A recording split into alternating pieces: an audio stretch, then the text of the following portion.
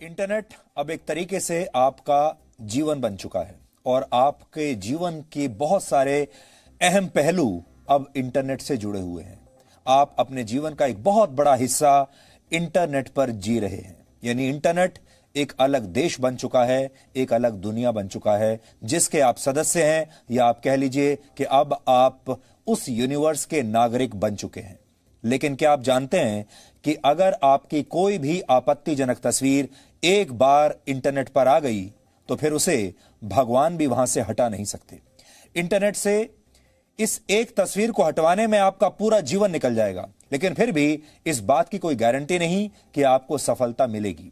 ऐसा ही कुछ इस समय दुनिया भर की 1 लाख महिलाओं के साथ हुआ है।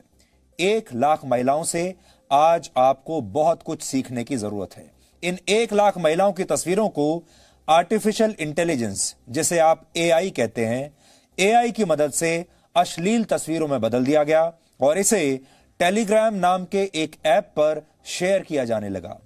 एआई की मदद से बनाए गए ऐसे वीडियोस को डीप फेक कहा जाता है और अब इन महिलाओं की ये तस्वीरें कैसे हटेंगी ये किसी को नहीं पता। इन महिलाओं को भी नहीं पता कि अब आगे चलकर इनके जीवन पर इन तस्वीरों का क्या असर पड़ेगा और ये इससे कैसे बचेंगी।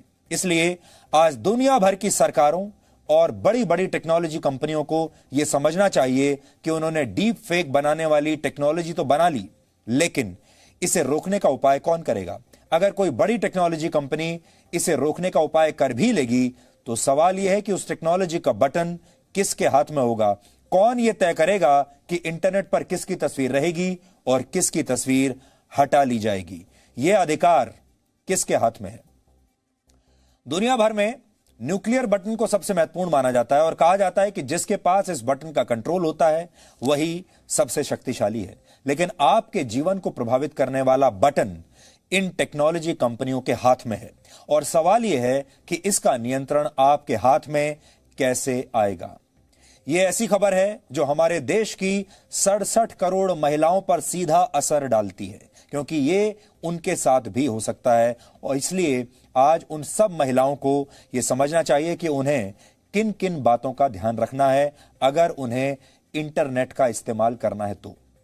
पूरी दुनिया में हर रोज सोशल मीडिया पर 180 करोड़ तस्वीरें अपलोड की जाती हैं। फिर से सुन लीजिए, 180 करोड़ तस्वीरें हर रोज अपलोड होती हैं इंटरनेट पर।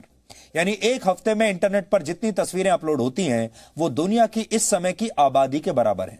इनमें से करोड़ों तस्वीरें सेल्फी के रूप में होती हैं और इनमें महिलाओं की तस्वीरों की संख्या पुरुषों के मुकाबले बहुत ज्यादा है। यानी महिलाएं अपनी ज्यादा सेल्फी पोस्ट करती हैं पुरुषों के मुकाबले। अगर आप महिला हैं तो हो सकता है आज आपने भी अपनी कोई ना कोई तस्वीर फेसबुक पर, इंस्टाग्राम पर, स्नैपचैट पर या व्हाट्सएप पर पोस्ट की होगी। जरा याद करके देखिए कहां कहां आपने अपनी तस्वीरें पोस्ट की हैं आज। लेकिन क्या आपको जरा सा भी अंदाजा है कि आपकी ये तस्वीरें अगर अपराधियों के हाथ लग गईं तो वो इनके साथ क्या क्या कर सकते हैं। साइबर अपराधी इन तस्वीरों के साथ वो सब कुछ कर सकते हैं जिसकी आपने या आपके परिवार ने कभी कल्पना तक नहीं की होगी। इन तस्वीरों को बड़ी आसानी से डीप फेक नामक टेक्नोलॉजी की मदद से अश्लील तस्वीरों में बदला जा सकता है। हमारे इस दावे का आधार आज आई वो खबर है जिसके मुताबिक सोशल मीडिया पर डाली गई 1 लाख महिलाओं की तस्वीरों को अश्लील तस्वीरों में बदल दिया गया है। और इस बात का खुलासा इंटरनेट पर मौजूद फेक कंटेंट का पता लगाने वाली एक कंपनी ने किया है और इस कंपनी का नाम है सेंसिटी नामक यह कंपनी है। इस कंपनी के मुताबिक आर्टिफिशियल इंटेलिजेंस की मदद से इन 1 लाख महिलाओं की तस्वीरों को अश्लील तस्वीरों में बदला गया है और जांच में यह पता चला कि यह सब एक डीप फेक बॉट की मदद से किया गया है। बॉट्स के बारे में आपने अक्सर सुना होगा, पढ़ा होगा। यहां भी इन्हीं बॉट्स का इस्तेमाल हो रहा है। इसे कहते हैं डीप फेक बॉट। यहां डीप फेक का अर्थ है असली तस्वीरों से छेड़छाड़ करके उसे किसी खास उद्देश्य के लिए फेक तस्वीरों में बदल देना। लेकिन यह सब इतनी सफाई से किया जाता है कि असली और नकली तस्वीरों और वीडियोस में अंतर करना बहुत ही मुश्किल हो जाता है। इसलिए एक स्टेज तो होती है फेक और उससे भी अगली स्टेज होती है डीप फेक। इसीलिए इसे डीप फेक कहते हैं, क्योंकि इतना जबरदस्त फेक आपको आपकी तस्वीर को कर दिया जाता है कि उसमें असली और नकली का पता लगाना भी मुश्किल हो जाता है। और बॉट का अर्थ है एक ऐसा रोबोट जो मैसेजिंग ऐप पर इंसानी बातचीत की नकल करने में सक्षम होता है। जांच करने वाली इस कंपनी की रिपोर्ट के मुताबिक यह बॉट मशहूर social media messaging app Telegram के एक चैनल पर मौजूद है, जिसे यूजर महिलाओं की तस्वीरें भेज रहे थे और यह बॉट उन तस्वीरों को अश्लील तस्वीरों में बदल रहा था।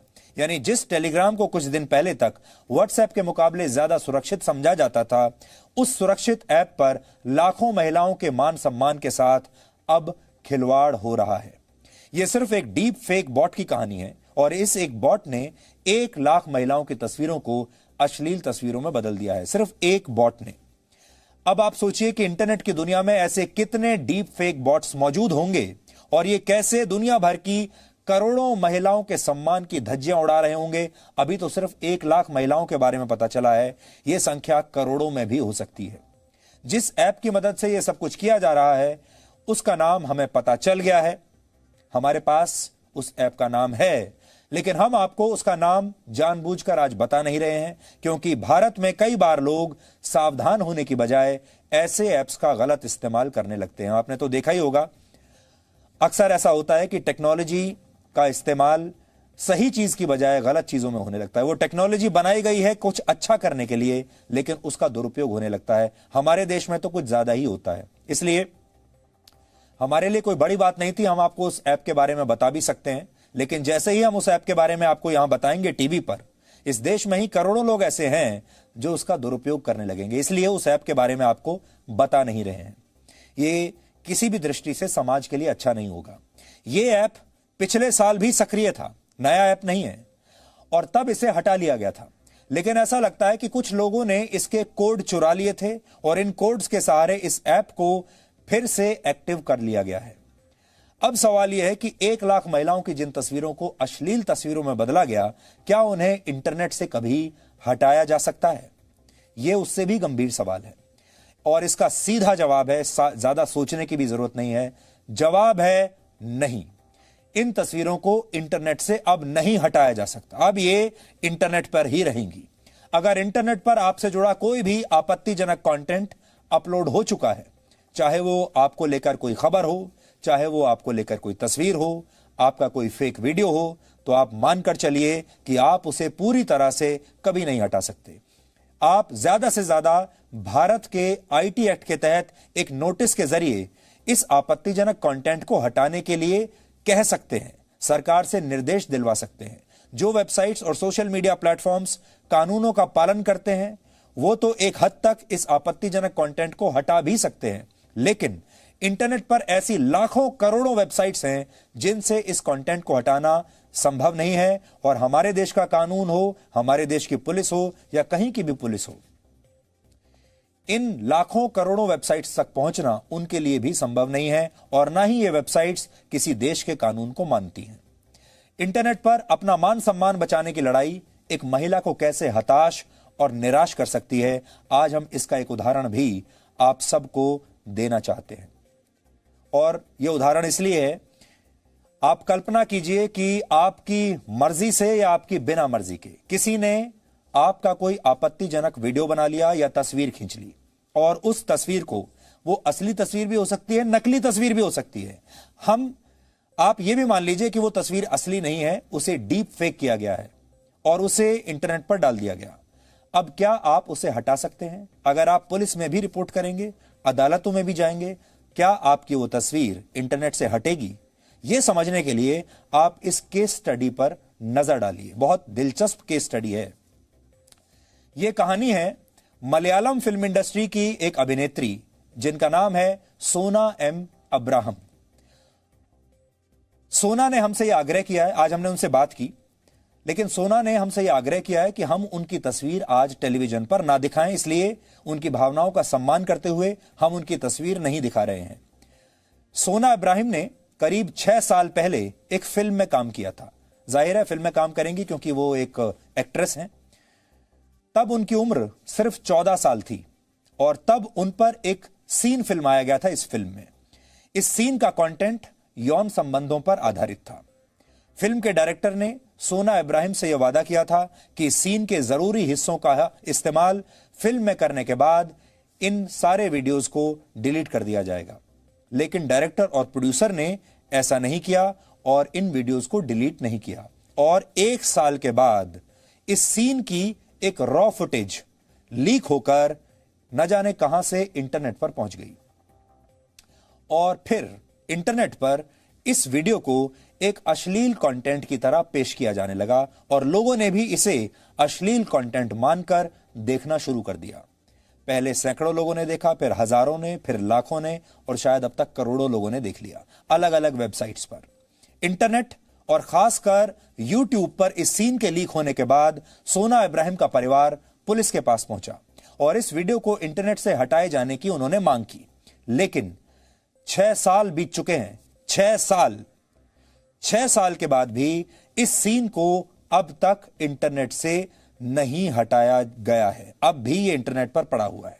सोना इब्राहिम के मुताबिक जब उन्होंने ये फिल्म शूट की थी और जब ये सीन लीक हुआ तब वो नाबालिग थी, 14 साल उनकी उम्र थी। इस हिसाब से इस मामले में protection of children from sexual offences act के तहत केस दर्ज होना चाहिए था। इस एक्ट के तहत उन लोगों पर कार्रवाई की जाती है जो बच्चों के साथ यौन हिंसा करते हैं। इसके अलावा आरोपियों पर आईटी एक्ट की धारा 67B भी लगाई जानी चाहिए थी।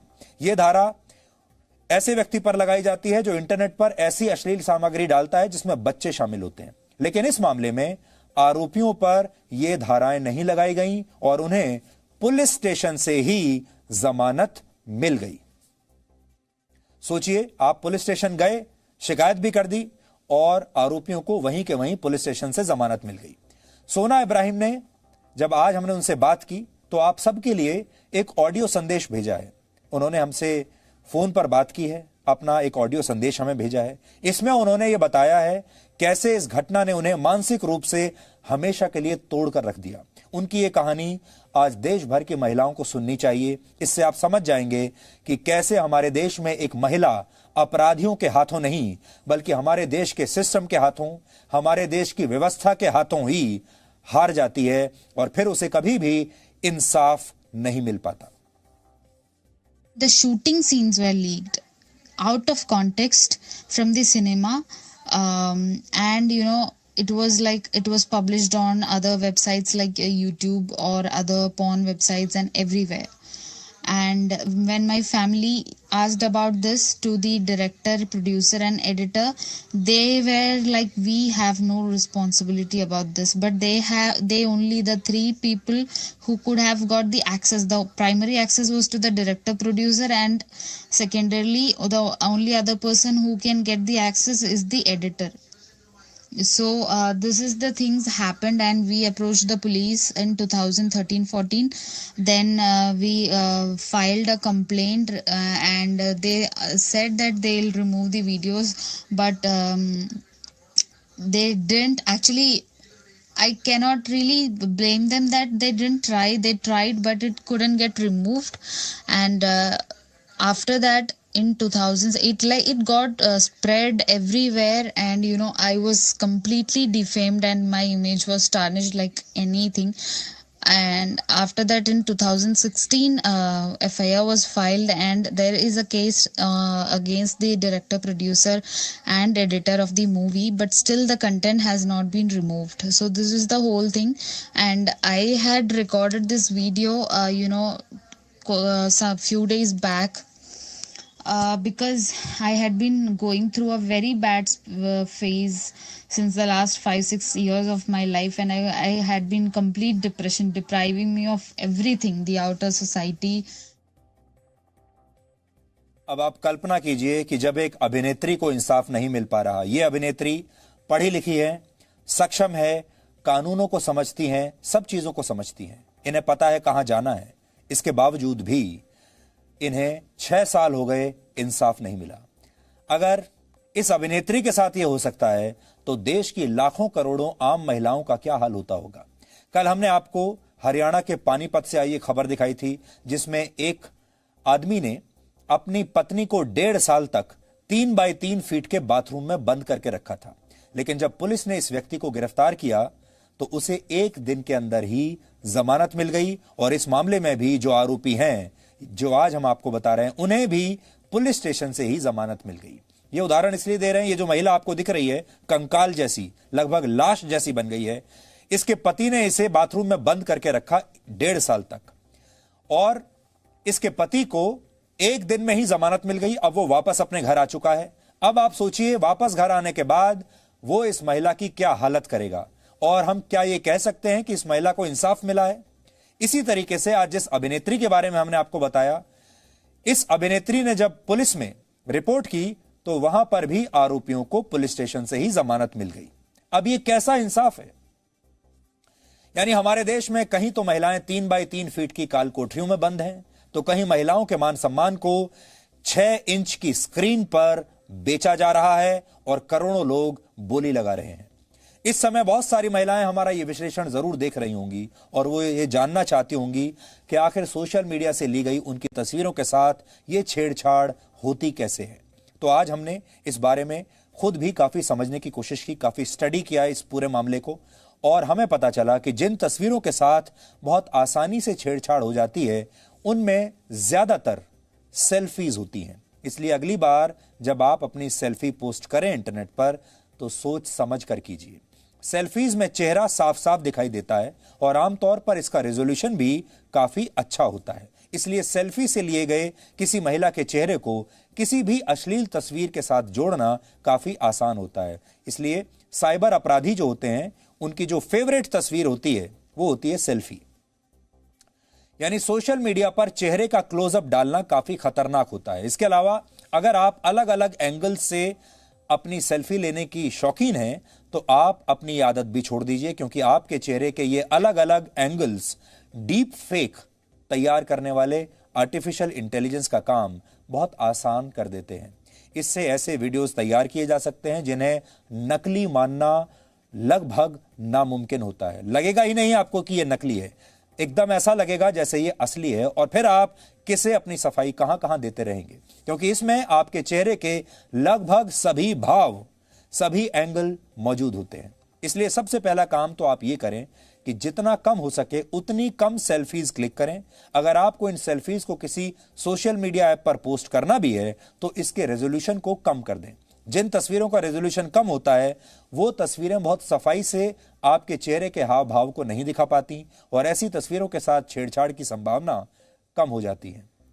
हालांकि बहुत सारे लोग इससे सहमत नहीं होंगे। जो सेल्फी लेने के शौकीन हैं, जिन्हें सेल्फी का एडिक्शन है, उन्हें रोक पाना बड़ा मुश्किल है। लेकिन आपको राय देना हमारा फर्ज है। अगर आप चाहते हैं, कहीं ना कहीं तो आपको कॉम्प्रोमाइज करना पड़ेगा।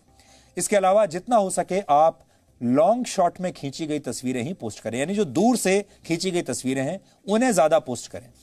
ये ऐसी तस्वीरें होती हैं जो दूर से ली जाती हैं और इनमें आपका पूरा शरीर दिखाई देता है। ऐसी तस्वीरों से भी चेहरे को अलग करना आसान नहीं होता, और इनसे आसानी से छेड़छाड़ संभव भी नहीं है। आज इस बारे में हमने एक आईटी एक्सपर्ट से बात की, और उन्होंने क्या राय दी है आप सबको बहुत ध्यान से सुनना चाहिए, चाहे आप पुरुष हैं या महिला हैं या बच्चे हैं। होता क्या है कि जैसे आपके सोशल मीडिया पे जो भी फोटोग्राफ्स होते हैं, यदि वो आपने पब्लिक पोस्ट कर रखी हैं, तो वो बड़े आसानी से टूल्स के थ्रू एक्सेस हो जाएंगे। किसी को मैनुअली उठाने की ज़रूरत नहीं है। वो एक सर्च करेगा और जितने भी लेडीज़ या महिलाओं के नाम की लाइब्रेरी बनाकर और उनके प्रोफाइल पिक उठा लेगा। नॉर्मली प्रोफाइल पिक में क्या होता है, आप फेशियल एक्सप्रेशन बड़ा क्लियरली दिखाते हो, हाई रेजोल्यूशन पिक्चर यूज़ कर लेते हो। ऐसी सारी सिचुएशंस में उनके मिसयूज़ के चांसेस बहुत बढ़ जाते हैं। वो ऑटोमेटिकली सबकी न्यूड पिक्चर्स बनाकर, सबके न्यूड वीडियोज़ बनाकर किसी भी प्लेटफॉर्म पर पुश कर सकता है, जो लाख्स या हज़ारों या बहुत ज़्यादा 5 लाख 10 लाख वीडियोस एक साथ बनाए जा सकते हैं। तो इसमें आप भी उस एक्टिविटी के शिकार हो सकते हैं।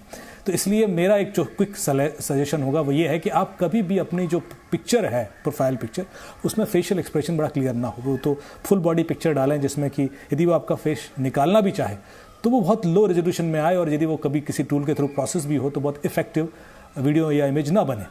तो ये एक छोटी सी आप एक्टिविटी कर सकते हैं। दूसरा, उसको लॉक करके रखें अपनी प्रोफाइल पिक्चर को, तो भी उसको डाउनलोड करना या उसको मिसयूज़ करना मुश्किल हो जाता है। ये मेरे ख्याल से after such kind of tools, इस तरह के जितने भी टूल्स आ रहे हैं बहुत ज़्यादा तेज़ी से बढ़ेंगे इस तरह के क्राइम, रिपोर्टिंग होगी। मेरे ख्याल से हम लोगों को प्रोएक्टिवली इसके लिए सुरक्षित होने की ज़रूरत है कि अपनी कम से कम फोटोग्राफ्स होनी चाहिए। मेरे ख्याल से ना ही पब्लिक डालें, फेसबुक, इंस्टाग्राम, कहीं पर भी फ़ोटो डालें तो वो सिर्फ आपके फ्रेंड्स ही देखें, वो पब्लिकली एक्सेसिबल ना हो। ये तो कम से कम आप कर लें। इस तरह के बहुत सारे अपराध भारत में भी देखने को मिले हैं। जब किसी महिला की जो तस्वीर है वो आपत्तिजनक तस्वीर में बदल जाती है या किसी और पुरुष के साथ उसको लगा दिया जाता है, और ऐसी तस्वीरों को पोस्ट करके बहुत सारे साइबर अपराधी ब्लैकमेल करना शुरू कर देते हैं लोगों को। जिस मैसेजिंग ऐप पर 1 लाख महिलाओं की तस्वीरों को अश्लील तस्वीरों में बदला गया है उसका नाम टेलीग्राम है, जो हम आपको बता चुके हैं। टेलीग्राम पर जब आप कोई तस्वीर किसी को भेजते हैं तो उसका आकार अपने ओरिजिनल रेजोल्यूशन जितना ही रहता है, यानी इसकी क्वालिटी खराब नहीं होती, कम नहीं होती। और बहुत सारे लोगों ने टेलीग्राम को इसीलिए चुना भी था क्योंकि इसमें जब तस्वीर जाती है, किसी दूसरे को आप भेजते हैं तो बिल्कुल ओरिजिनल फॉर्म में जाती है, उसकी क्वालिटी खराब नहीं होती। इसलिए टेलीग्राम पर मौजूद बॉट के जरिए इस काम को आसानी से अंजाम दिया गया है। लेकिन डीप फेक के जरिए सिर्फ महिलाओं को ही बदनाम नहीं किया जाता, बल्कि इसका शिकार बड़े बड़े नेता, सेलिब्रिटीज और आम पुरुष भी होते हैं। इसे समझाने के लिए मैं आपको अमेरिका के पूर्व राष्ट्रपति बराक ओबामा की कुछ तस्वीरें दिखाना चाहता हूं। आप यह तस्वीर देखिए और फिर मैं आपसे एक सवाल पूछूंगा। अब आप में से बहुत सारे लोग कह रहे होंगे कि पहला वीडियो सही है, कुछ को लगता होगा दूसरा वीडियो सही है, किसी को नंबर 4 का वीडियो सही लग रहा होगा। हो सकता है आपने अपने मन में जवाब सोच भी लिया हो, लेकिन सच यह है कि इनमें से कोई भी वीडियो असली नहीं है और ये सभी डीप फेक की मदद से तैयार किए गए फेक वीडियोस हैं। ये वीडियो लोगों को डीप फेक के खतरों के प्रति आगाह करने के लिए बनाए गए थे, लेकिन कोई भी आम आदमी शायद ये बता नहीं पाएगा कि ये वीडियो नकली है। अब आप सोचिए, अगर बराक ओबामा के साथ ये हो सकता है तो फिर ये किसी के साथ भी हो सकता है। इस वीडियो को बनाने के लिए बराक ओबामा की आवाज की कई घंटों की रिकॉर्डिंग्स का इस्तेमाल किया गया और एल्गोरिथम की मदद से आर्टिफिशियल इंटेलिजेंस यानी एआई को बराक ओबामा की आवाज की कॉपी करना सिखाया गया और फिर इसी एआई की मदद से यह पूरा की पूरा नकली वीडियो तैयार किया गया। अब आप एक और वीडियो देखिए। यह वीडियो अमेरिका की संसद की स्पीकर नैन्सी पेलोसी का है। इस वीडियो को असली मानकर अमेरिका के राष्ट्रपति डोनाल्ड ट्रंप ने इसे ट्वीट भी कर दिया था और नैन्सी पेलोसी का मजाक उड़ाया था। पहले आप ये वीडियो देखिए और फिर हम आपको इसकी हकीकत बताएंगे। इस वीडियो को देखने के बाद डोनाल्ड ट्रंप ने इसे ट्विटर पर पोस्ट करते हुए लिखा था कि देखिए, एक न्यूज कॉन्फ्रेंस में नैन्सी पेलोसी स्टैमर कर रही हैं, यानी उनकी जुबान लड़खड़ा रही है। इसके बाद ट्रंप के कई समर्थकों ने सोशल मीडिया पर यह भी दावा करना शुरू कर दिया कि नैन्सी पेलोसी शराब पिए हुए थीं, इसलिए उनकी जुबान लड़खड़ा रही थी क्योंकि वो नशे में थीं। लेकिन असल में ऐसा कुछ भी नहीं था। जिस वीडियो से छेड़छाड़ की गई थी वो वीडियो अब आप देखिए, आपको सारी बात समझ में आ जाएगी। अभी नकली वीडियो आपने देखा, अब असली वीडियो देखिए। जिन लोगों ने इस वीडियो से छेड़छाड़ की थी उन्होंने इसके लिए डीप फेक टेक्नोलॉजी का इस्तेमाल भी नहीं किया, बल्कि सिर्फ इस वीडियो की रफ्तार को थोड़ा सा कम कर दिया, जिसके बाद ऐसा लगने लगा कि वो नशे में अटक अटक कर अपनी बात कह रही हैं। एक जमाना था जब ऑडियो और वीडियो को प्रमाणिक सच मान लिया जाता था, सत्य मान लिया जाता था, लेकिन अब धीरे धीरे ऑडियो और वीडियो से यह विश्वास अब खोने लगा है। अब आपके पास कोई वीडियो आ भी जाता है, किसी का ऑडियो भी आ जाता है, तो दिमाग में जो पहला सवाल आता है वो ये कि ये वीडियो या ऑडियो असली भी है या ये फेक है।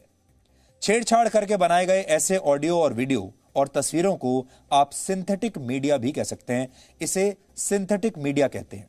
इस तरह के फेक वीडियोस को अक्सर सोशल मीडिया की मदद से फैलाया जाता है, वायरल कर दिया जाता है और इसमें सबसे आगे है फेसबुक। लेकिन क्या आपको पता है कि फेसबुक के संस्थापक मार्क जकरबर्ग खुद डीप फेक टेक्नोलॉजी का शिकार हो चुके हैं।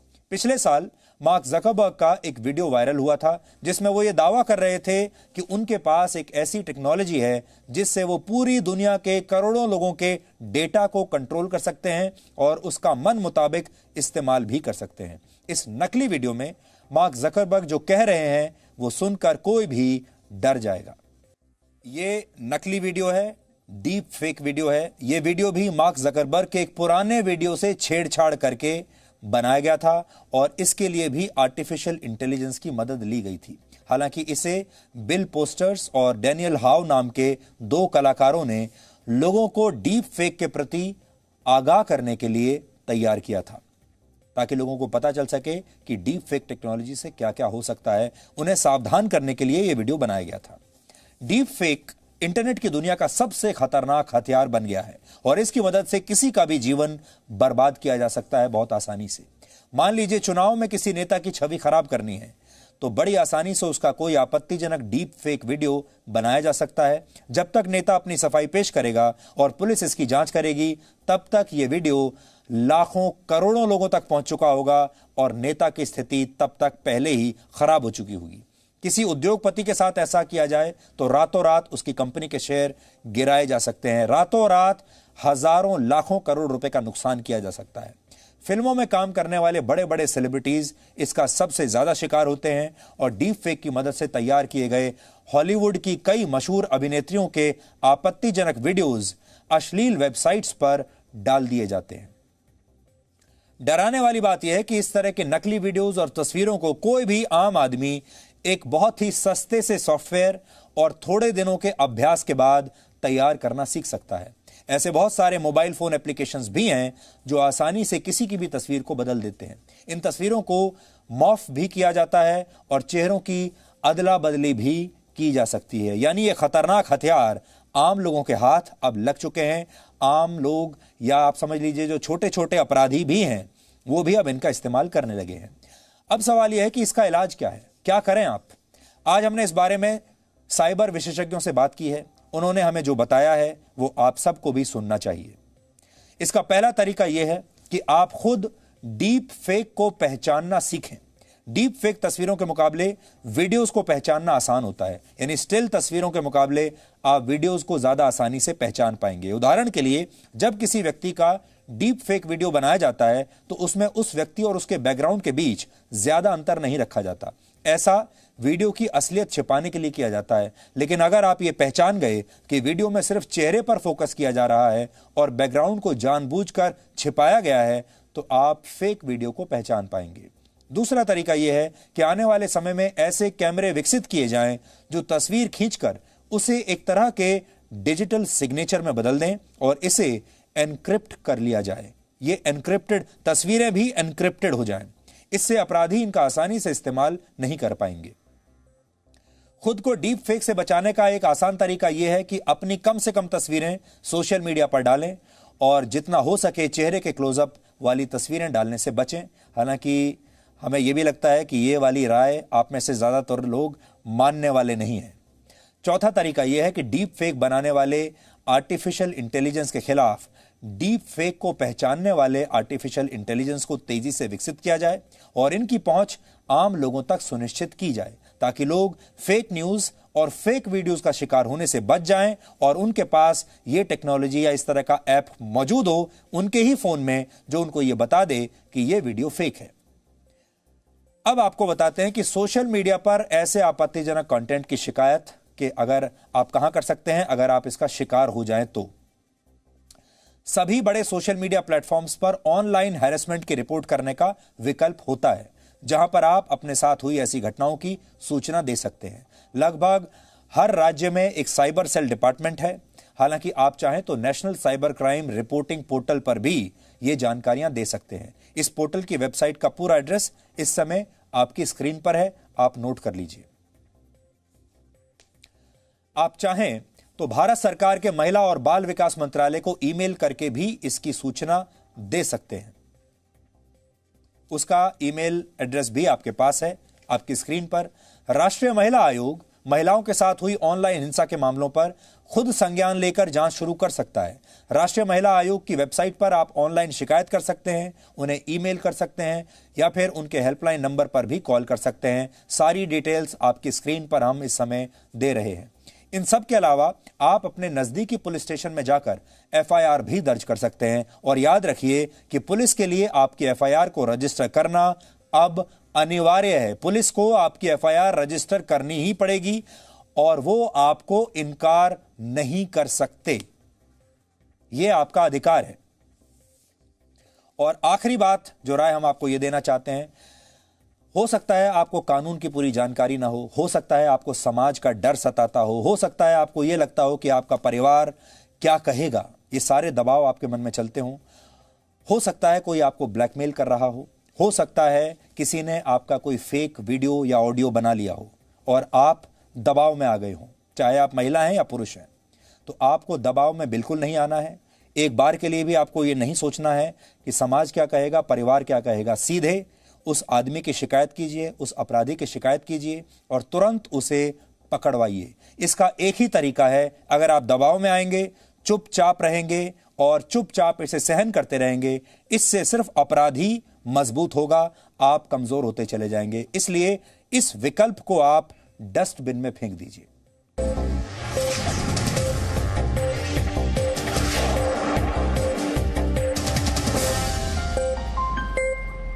Presenting B News app, available on Google Play and App Store. Download it now.